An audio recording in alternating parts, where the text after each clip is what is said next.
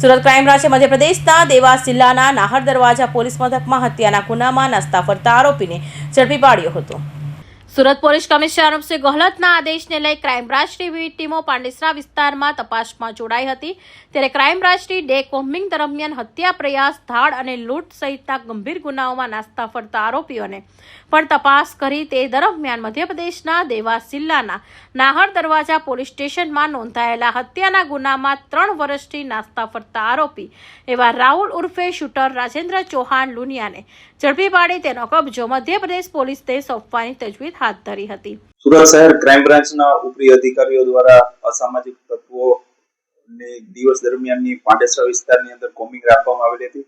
જે કોમ્બિંગની અંદર 60 થી 70 જેટલા જૂના શરીર સંબંધી ગુનાઓ કરેલા આરોપીઓ ને રાઉન્ડ અપ કરી અને એમના ડોઝિયર ભરવામાં આવેલા હતા. એ દરમિયાન સમગ્ર ક્રાઇમ બ્રાન્ચની ટીમને 2 છરા 135 કરેલ છે અને એક મધ્યપ્રદેશ રાજ્યના દેવાસ જિલ્લાના નાહર દરવાજા પોલીસ સ્ટેશનના અંદર 17/5/2024 ના રોજ બનેલ હત્યાનો ગુનાનો એક વોન્ટેડ આરોપી નામ છે રાહુલ ઉર્ફે શૂટર રાજેન્દ્ર ચૌહાણ. તે આરોપી મળી આવેલ છે અને એ આરોપીને પકડી અને મધ્યપ્રદેશ પોલીસને સોંપવામાં આવેલ છે. એ બનાવમાં એક 2 ગેંગો છે, રિતિક વિકાસ સિયોટે, મોનો સિયોટે, વરુણ બાલી, બિપિન બાલી અને સિદ્ધાર્થ ગટ્ટુ અને પકડાઈ જનાર રાહુલ ઉર્ફે શૂટર રાજેન્દ્ર ચૌહાણ.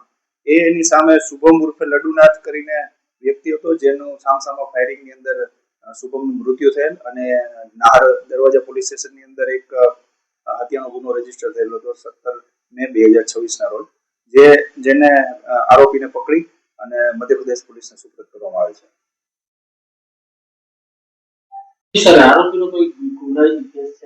રાહુલ ઉર્ફે શૂટર રાજેન્દ્ર ચૌહાણનો થાના કોતવાલી મધ્યપ્રદેશની અંદર 2 હથિયારોના અગાઉ ગુના થયેલા છે.